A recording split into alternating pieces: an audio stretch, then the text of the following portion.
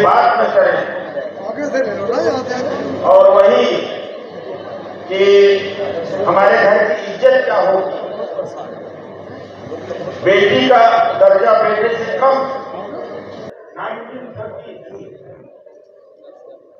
1933 liberation के बारे में अबाउट 100 ईयर्स, आज भी सास हमें बेटा चाहिए, बेटी चाहिए। Why should woman use her body to be use? उसकी चॉइस है, उसकी बॉडी किसी दूसरे की बॉडी नहीं, दूसरा मालिक नहीं हो सकता। सी हैज जो master of her own body and long ago it has been said by doctor Ambedkar. So बीन अम्बेडकरिज्म में जो हम लोगों का शुद्धता, प्योरिटी का कोई कंसेप्ट नहीं है, चरित्र का कोई कंसेप्ट नहीं है। अगर चरित्र पुरुष का है तो महिला का होगा, नहीं महिला का के पर ही नहीं लगूंगा, नहीं रहूंगा। इसीलिए मैं इनका प्रस्तुति कर रहा हूँ कि हमारे मूवमेंट की अभी एक गेम है। जिनकी आंखों में हमारी आंखों का सपना नहीं पड़ रहा है, उनकी न इस हॉल में जरूरत है, न इस हॉल के बाहर, न देश के। आप कहते हो कि जहां हमारी समाज के लोग हैं वो हमारे लोग हैं, हम उनका विरोध नहीं करेंगे। तो मान्यवर काशीराम ने चमचाएज लिखा था, उन्होंने कहा था कि ऐसे तमाम गद्दारों को चुन चुन कर सत्ता से बाहर करने की जरूरत है। आज हम शिकायत लेकर बैठे हुए हैं कि हमारा मीडिया नहीं है, हमारी बातें नहीं दिखाई जा रही हैं, हमको यूट्यूब के पास जाना चाहिए, हमको फेसबुक के पास जाना चाहिए, हमको ये करना चाहिए, हमारी सोशल मीडिया ताकत है। अरे हम किस बात पर छाती पीट रहे हैं मेरे भाई? कमाल है। आप कह रहे हो प्रिंट मीडिया बंद हो गया, हाय हाय हमारे पास कुछ नहीं, हाय हाय। आप मजाक कर रहे हो? इस देश में इस साल 5 जनवरी 75 साल मना रहा है अपनी स्थापना के। आप बताओ इस हॉल में बैठे हुए लोगों, और जाकर पूछना इस हॉल से बाहर जब निकलोगे तो, कि 5 जनवरी जैसा कम्युनल अखबार, मैगजीन, ऑर्गेनाइजर, स्वराज 50 साल तक तो सत्ता नहीं थी भारतीय जनता पार्टी के पास, नहीं थी आरएसएस के पास, फिर कैसे निकलता रहा, कैसे जिंदा रखा उन लोगों ने? और आपका मूक नायक कहाँ है? कहाँ है प्रबुद्ध भारत? कहाँ है समता? कहाँ है जस्ता? हम सब हत्यारे हैं अपनी मीडिया, हम सब अपनी मीडिया की हत्या करके और छाती पीट रहे हैं कि हमारी खबरें आज तक नहीं दिखाता, हमारी खबरें सी न्यूज नहीं दिखाता, हमारी खबरें रिपब्लिक नहीं दिखाता। उसको नहीं दिखाना चाहिए, उसको नहीं दिखाना चाहिए। और पूछो अपने नेता। देखिए, नई दिल्ली के कॉन्स्टिट्यूशन क्लब में यहाँ पर तमाम लोग जो हैं, बहुजन जो हैं, यहाँ पे एकत्रित हैं। तेलंगाना से काफ़ी लोग यहाँ पर आए हैं। आइए जानते हैं जो सम्मेलन किया जा रहा है। आप लोग सम्मेलन में आए हैं, क्या कहेंगे जो देश में हो रहा है उसके बारे में? क्या कहेंगे जो हिंदू मुस्लिम हो रहा है? वो तो हम उसका कड़ाकड़ विरोध करते हैं। जो भी है इधर आए हैं हम इसलिए है, यूनिटी फॉर इक्वालिटी हमारा एक कॉन्सेप्ट है। हमारा all India confederation SC/ST unity for equality हमारा ऑल इंडिया कॉन्फेडरेशन का एक कॉन्सेप्ट है हमारा। उसका एक कॉन्सेप्ट के बदौलत हम इधर तक आए हैं। पहली बार हम नई दिल्ली को आए हैं तेलंगाना से। हम ग्रेटर हैदराबाद का कमेटी है पूरा। ये महेश्वरराज प्रेसिडेंट साहब हमारे को इधर निमंत्रण किए हैं इधर आने के लिए। उनके प्रोद्बल से हम इधर तक आए हुए हैं। सर, मेरा क्वेश्चन ये है, जो देश में हो रहा है, कभी मंदिर मस्जिद को लेकर के, कभी हिंदू मुस्लिम हो रहा है, तो कभी कहें तो रोजगार की कोई बात ही नहीं होती, युवा बेरोजगार घूम रहा है। अभी आपने अग्निपथ का भी सुना होगा। हम लोग तो ये सब जगहों को ये कहना चाह रहे हैं कि उसके ऊपर फोकस ना करिए, आप इसके ऊपर फोकस करिए जहाँ एम्प्लॉयमेंट देना और एजुकेशन के बारे में वो सोचिए। ये पूरा ये सोचने से वरना कंट्री डेवलप नहीं होगा। तो आरक्षण को भी ख़त्म करने की कहीं ना कहीं बात हो रही है। कहें तो बहुत सी चीज़ें हैं जो कि बहुजनों के लिए बाबा साहब ने जब तक रहे थे उन्होंने बहुत कुछ किया, लेकिन बाबा साहब की जो चीज़ें थी जो उन्होंने बहुजन के लिए किया, वो कहीं ना कहीं उस पर अब कहीं ना कहीं प्रहार कर रही है। हाँ मैडम, वो तो सही है, मगर उसके लिए भी हम क्या कर रहे हैं, हम all India confederation SC ST से हम अभी मैक्सिमम तो हर एक आरक्षण को कैसे बचाएंगे? वही एक्चुअली क्या बोल रहे हैं हम, मैक्सिमम डिपार्टमेंट्स पूरे प्राइवेटाइजेशन हो रहे। अभी हम ये एक डिमांड लेके आ रहे हैं कि even in privatisation private sector also we want reservations in private sectors also. वो एक प्राइम डिमांड है हमारा। अगर और प्राइवेट हो जाएगा सब सेक्टर तो फिर तो आरक्षण भी खत्म हो जाएगा, वही खतरे मैडम में हो वही जाएगा। मैडम इसीलिए हम ये डिमांड लेकर आए कि प्राइवेट सेक्टर में भी हमारे को रिजर्वेशन SC ST और BC के लिए होना के लिए हम पूरी कोशिश कर रहे हैं, हम ऑल इंडिया कॉन्फ्रेंस से। और पार्लियामेंट बिल्डिंग को doctor Ambedkar parliament building BR Ambedkar parliament building उसको नामकरण करने के लिए हम कोशिश कर रहे हैं। हमारे साथ बहुत ही खूबसूरत महिलाएं खड़ी हैं जो कि तेलंगाना से आई हैं। मैम आप क्या कहना चाहेंगे?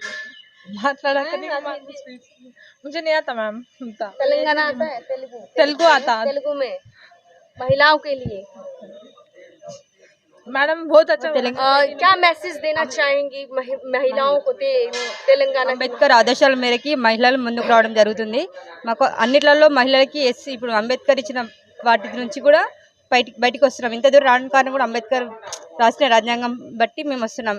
ఎక్కడైనా అందరూ ఈక్వల్గా ఉంటాం, మహిళలైనా జెంట్స్ అయినా ప్రతి దాంట్లో మనం ఏది చేసినా ఈక్వల్గా ఉండాలని చెప్పేసి అంబేద్కర్ ఆదేశాలు మనకి దాని గురించి వస్తాం. महिला जो आज स्वतंत्रता से जो घूम रही है वो केवल और केवल किसकी देन है? बाबा साहब भीमराव अम्बेडकर की। यहाँ जो मैं माइक पकड़ के जो इनका इंटरव्यू ले रही हूँ ना, ये भी कहें तो बाबा साहब भीमराव अम्बेडकर जी की ही देन है जो आज हम स्वतंत्र हैं, जो आज हम फ्रीडम है। महिलाएं, खास तौर पे महिलाएं जो हमें इतने सारे राइट्स दिए गए हैं वो सिर्फ और सिर्फ बाबा साहब की देन की वजह से हैं। बहुजन समाज के लोग एकत्रित हैं, इनकी कुछ मांगे हैं सरकार के समक्ष, और ये लोग इनका जो है 2 दिवसीय सम्मेलन यहाँ पर किया जा रहा है अखिल भारतीय परिसंघ द्वारा। आइए जानते हैं किन मुद्दों को लेकर के यहाँ पर जो सम्मेलन हुआ है क्यों हो रहा है और किन मुद्दों को लेकर के हो रहा है। हमारे साथ काफ़ी लोग यहाँ पे जुड़ चुके हैं। सर आपका पहले पूरा इंट्रोडक्शन जानना चाहेंगे, आपका परिचय। मैं विजय गजबे हूँ, महाराष्ट्र से बुल्ढाना डिस्ट्रिक्ट में रहता हूँ और परिसंघ के 2 दिन के अधिवेशन के लिए अभी हम लोग सब यहाँ इकट्ठा हुए हैं। हमारे महाराष्ट्र से बहुत से साथी लोग यहाँ आए हैं। अभी 2 दिन में जो सम्मेलन चलेगा उसमें जो डिसीजन हमारे साहब जो लेंगे, उदित राज साहब जो लेंगे, उनका हम अपने स्टेट में फॉलोअप करने के लिए कोशिश करेंगे। सर जिस तरीके से आप देख रहे हैं देश में जो घटनाएं हो रही हैं, कहें तो हिंदू मुस्लिम को लेकर के कहा जाए तो ये विपक्ष जो है एक ही आरोप लगा रहा है कि मुस्लिमों को टारगेट किया जा रहा है, लेकिन जो मौजूदा सरकार है वो कह रही है हम ऐसा नहीं कर रहे हैं। काफ़ी घर जो है वो हिंदुओं को भी तोड़े गए हैं। आपका इस पे क्या विचार? उस पर तो मैं कुछ ज़्यादा खुलकर बात नहीं कर पाऊँगा, पर दिख तो ऐसा रहा है कि मुस्लिमों को टारगेट कर रहे हैं और सभी जगह अत्याचार ज़्यादा बढ़ गए हैं इस समय में। एजुकेशन पॉलिसी का बहुत नुकसान हो रहा है। सर बात करें हम बेरोज़गारी को लेकर के, तमाम युवा जो हैं वो भटक रहे हैं, उनके पास रोज़गार है ही नहीं, बेरोज़गार पड़े हैं, उनके लिए क्या कहना चाहेंगे? समस्या तो बहुत बड़ी है और बहुत ज़रूरत है, जिनके तरफ ध्यान देना चाहिए था उनके तरफ अभी सरकार ध्यान नहीं दे रही है। सिर्फ घोषणाएं हो रही है, उसका कुछ फ़ायदा नहीं हो रहा है। लोग बहुत परेशान हैं।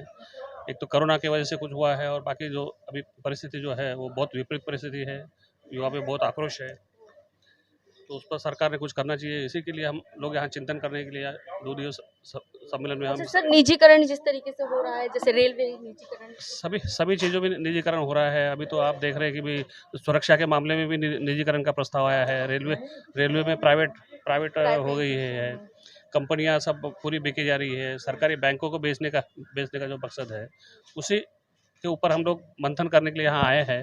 भी यहाँ उदित राज साहब जो हमको आदेश देंगे उसका हम वहाँ हमारे स्टेट में पालन करेंगे। सर आप कुछ कहेंगे?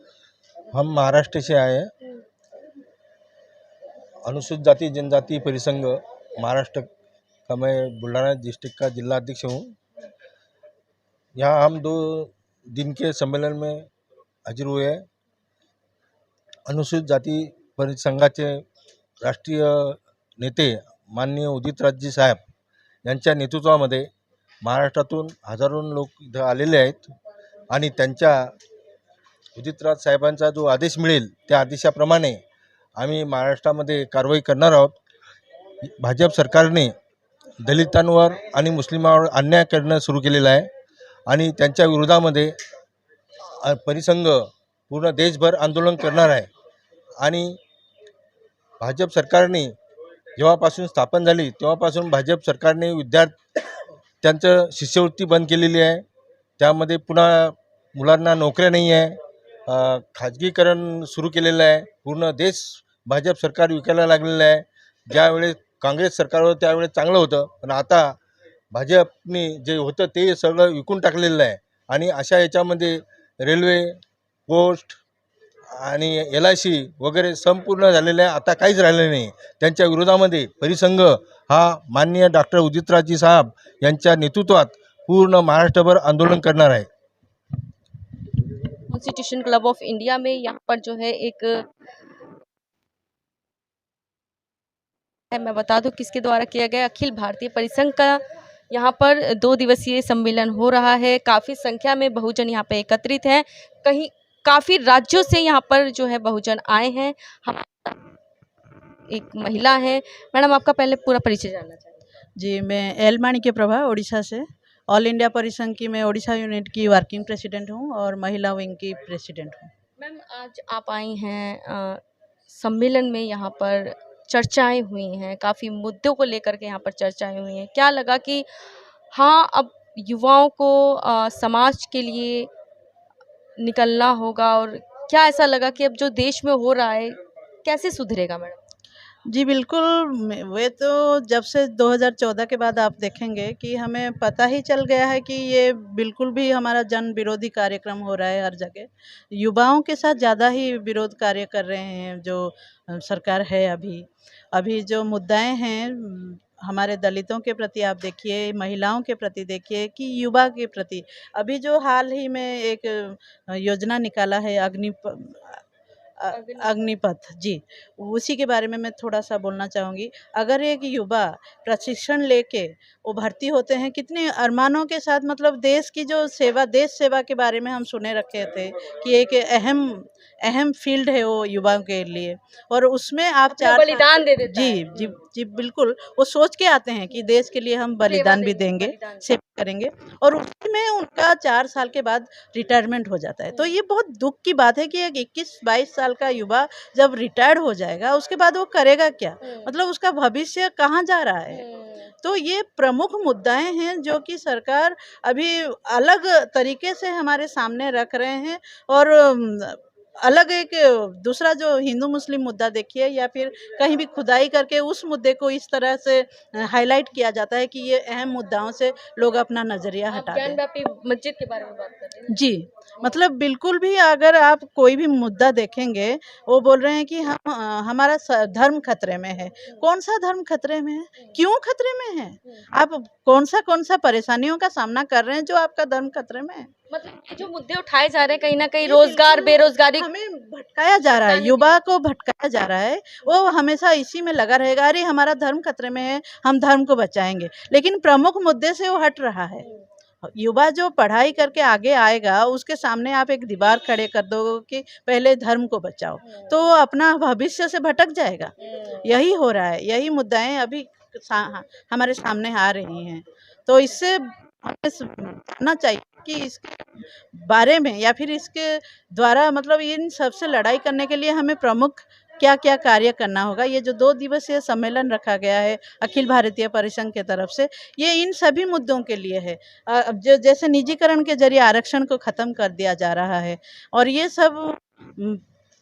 सब उसी के बारे में अवेयरनेस, एक तो अवेयरनेस प्रोग्राम हो रहा है, और दूसरा हम सब इकट्ठा होके ये जो आगे कैसा हमारा जो कार्यनीति होगा, रणनीति होगा, उसके बारे में भी हमारा चर्चा रहेगा। मेरा नाम सूर्यकांत नायक है, मैं उड़ीसा से आई हूँ।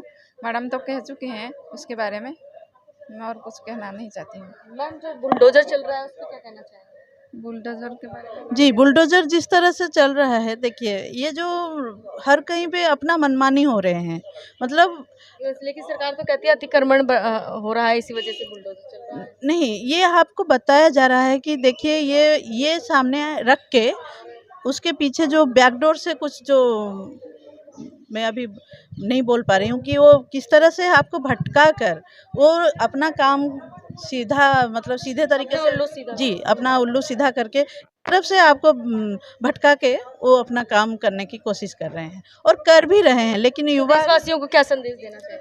जी मैं यही बोलना चाहूँगी कि आप लोगों को समझ जाना चाहिए कि जिस प्रकार अगर पत्रकार हमसे मतलब जनता से सवाल करेंगे और सरकार के साथ खड़े रहेंगे, ये गणतंत्र एक प्रकार की हत्या ही हो रही है।